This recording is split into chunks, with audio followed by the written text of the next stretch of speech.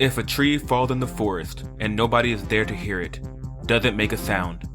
Welcome to the Bottom Turtle Podcast.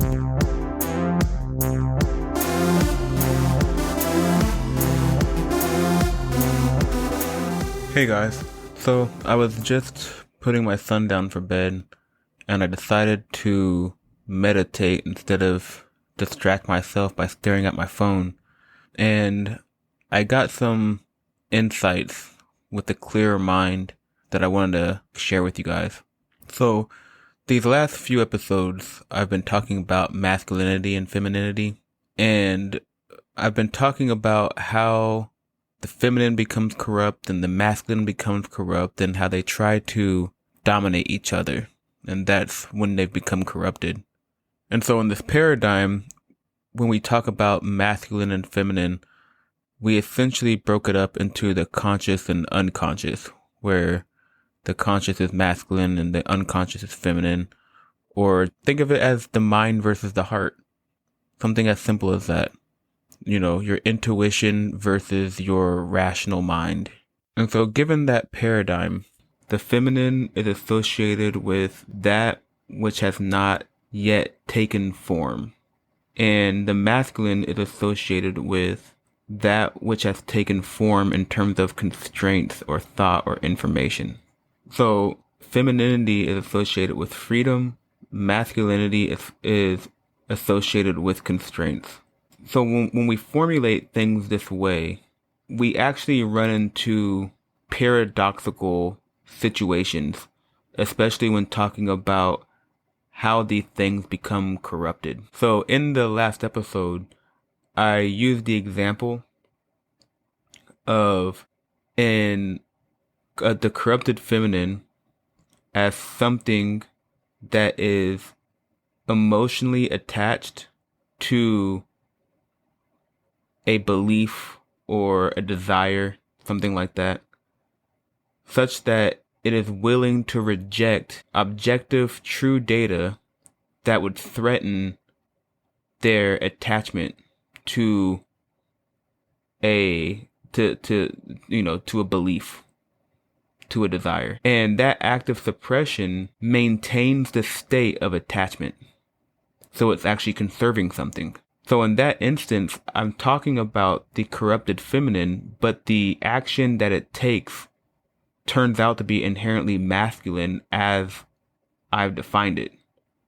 So you start thinking, well, maybe there's a problem here with how you're defining things. But what it is that the feminine, the masculine, the subjective, and the objective, they're not actually separate from each other. You know, the corruption actually comes when they're in an unhealthy relationship with each other. So in this instance, the reason why it's considered the corrupted feminine is because it is being faced with objective masculine data. And it's masculine data because it is data that is discerning. It's data that says there are rules, there are constraints, and those constraints are telling you you're wrong. They're telling you must let go of what you desire, of your belief. You know, it's bearing down on you. And the response is the mind that is comprised of both feminine and masculine uses the feminine spirit to subjugate the masculine to do its bidding in a way that's in contrast to the objective nature or the objective masculine that exists outside of that mind. Likewise, for the corrupted masculine, it rejects subjective, feminine, intuitive data and suppresses it so that it doesn't have to change how it's doing something. So the example that Ryan used was anima possession, where a man gets some sort of subjective information, some sort of intuitive information, something felt, and rejects and suppresses it, as opposed to listening to it and feeling it. And as a result, he becomes possessed by the suppressed data as it gains more energy the more that it's rejected and not acknowledged. And so he becomes unable to control his feelings and emotions. But again, what you see is the motivation. In this example, it is the masculine data rejecting feminine data that would require an adjustment of a belief. So it's weird because in some way, this masculine corruption that I'm describing is actually due to an emotional attachment and a lack of desire of letting go of that attachment, thus invoking a masculine spirit to maintain that attachment.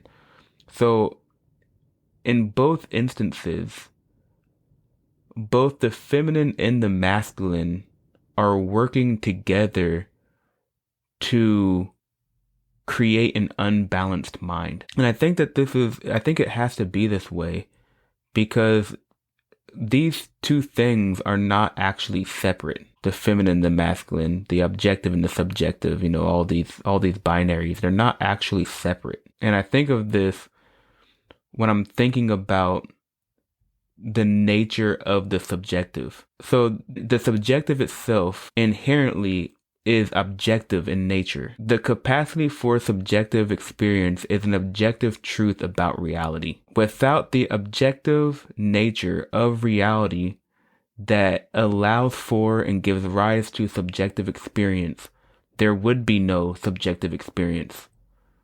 Therefore, subjective experience is an objective truth of reality. It never was something separate from it. And likewise, with objective truth, the idea or the concept of objective truth is a concept. It's an idea.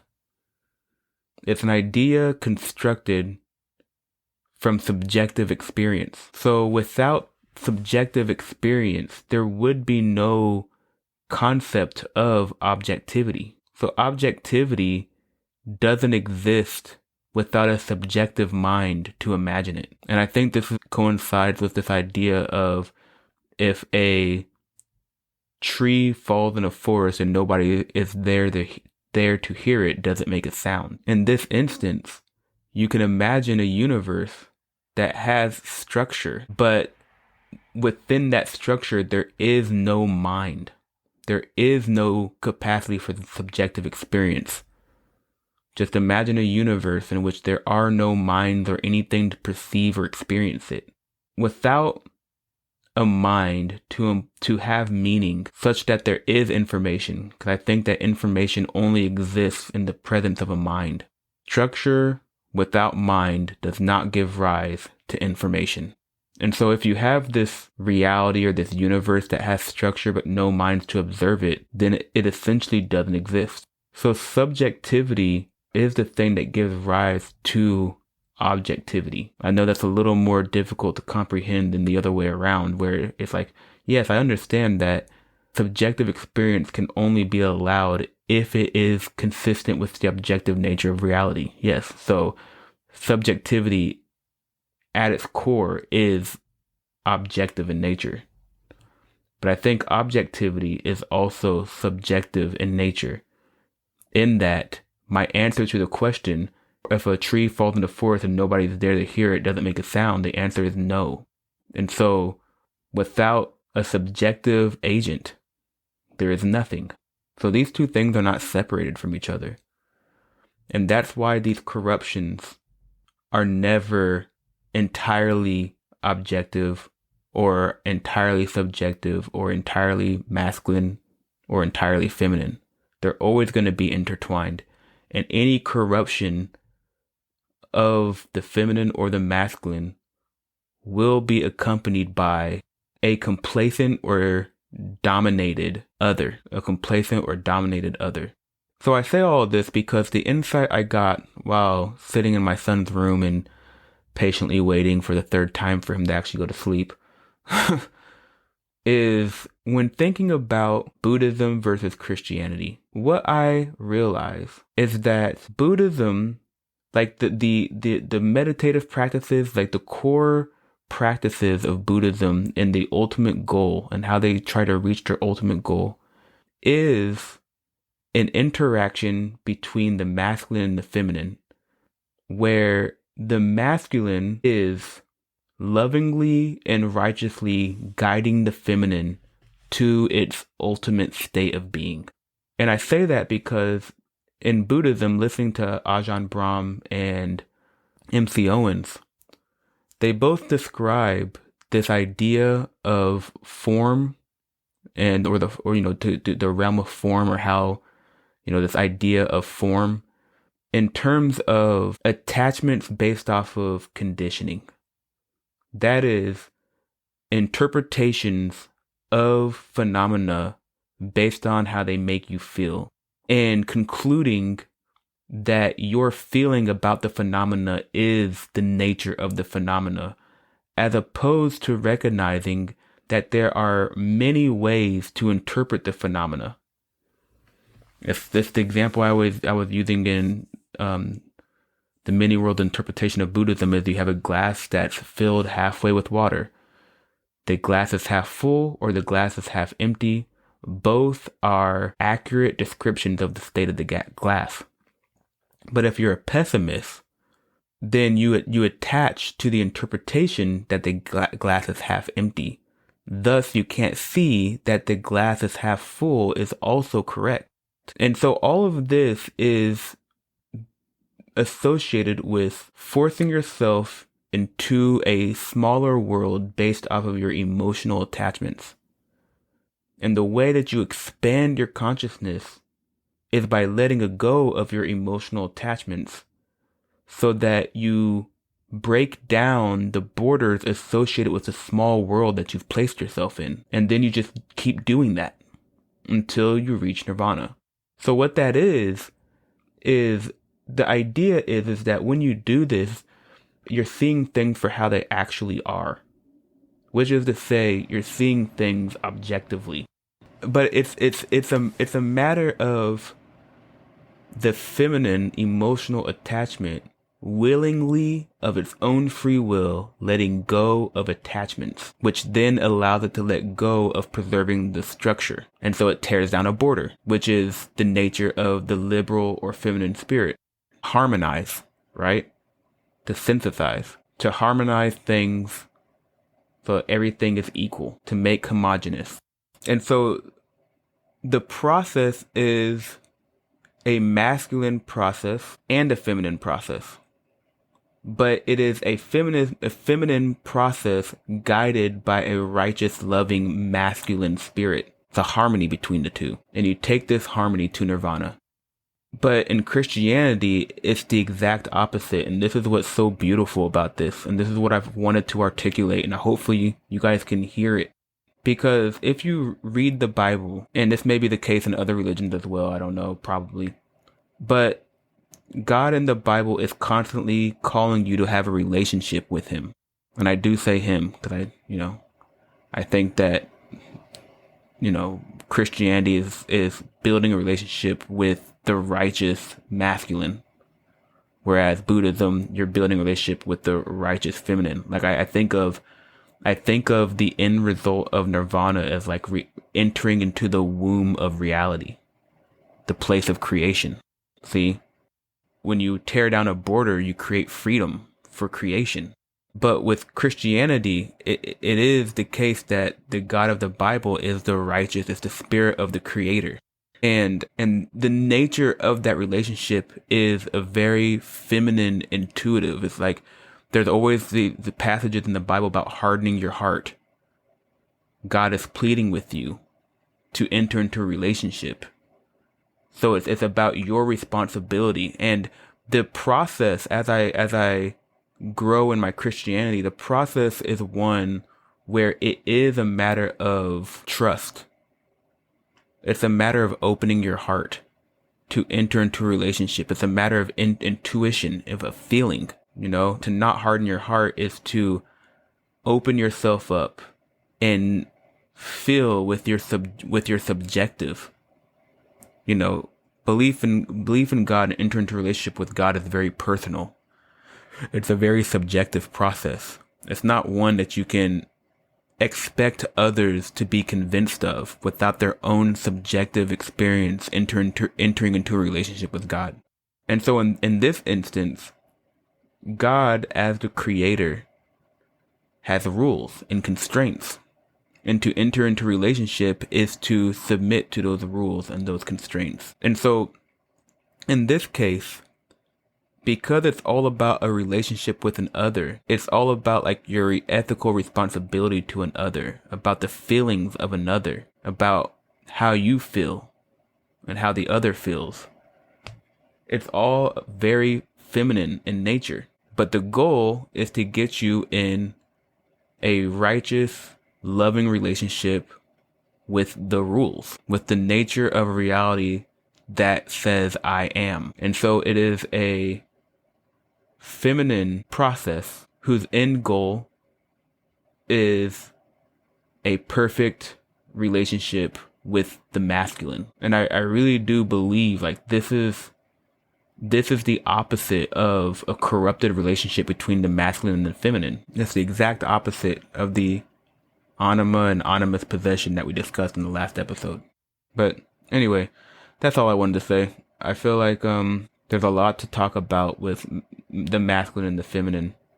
And I guess this is the last thing I'll say is like, it's interesting how when you look at politics, you often hear about like this horseshoe phenomena where someone goes so far left that they end up meeting up with the right, and someone goes so far right, they start meeting up with the left. I think that what I just said explains that. Like, even if you take something like communism is both an extraordinarily feminine ideology and a very masculine ideology, because it's feminine in the sense that it's trying to create group harmonization, the collective. It's about the group, it's about the collective. But the problem is that it does it with force. So it says stuff like, you're not allowed to own the means of production, not allowed to own a business. So you're just cutting off all these degrees of freedom, like you're arbitrarily taking people's freedom away to try to force harmony. And so in the sense that its focus is harmony, it's more feminine, or group homogenization, it's more feminine. But in the sense that it uses force to dominate other people's subjective free will, it makes it very masculine. And so it is both simultaneously a very feminine and masculine spirit. Or said another way, it's both, well, I don't know if it's liberal. I guess it's liberal in the sense that I think that people intuitively understand that when they think liberal, part of the idea of liberal spirit, at least as it's understood in the US, is associated with like socialism or, you know, bigger government, collective action, you know, higher taxes so that the government provides more for people, stuff like that. But what that is something like a focus on the group versus the individual, which is this attempt for harmonization. So I think that nurturing group preference that's associated with the feminine is where that notion of liberal comes from. And so in that sense, it's liberal, but and you can see that in the fact that a lot of liberals, you know, identify as communists, but or are sympathetic to communism, let's put it that way. So it's like again, I think that's why it's like, you know, when you have something like a desire to enforce, you want to, anyway, I'm not going to get into it. Hopefully you guys enjoyed this. Peace.